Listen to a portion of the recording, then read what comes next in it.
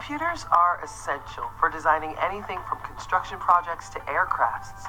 They allow designers to be not only artistic, but also very precise. When using some design programs, it's helpful to describe polygons and other shapes by naming coordinates of key points.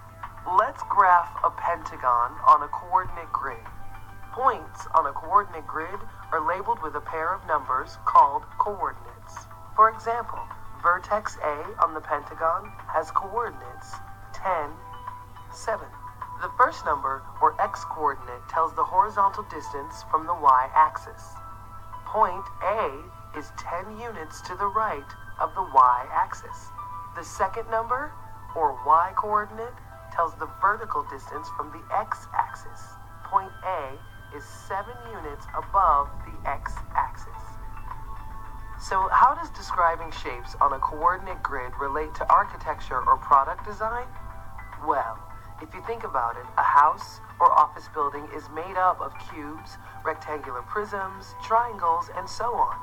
The same is true of many objects we see every day.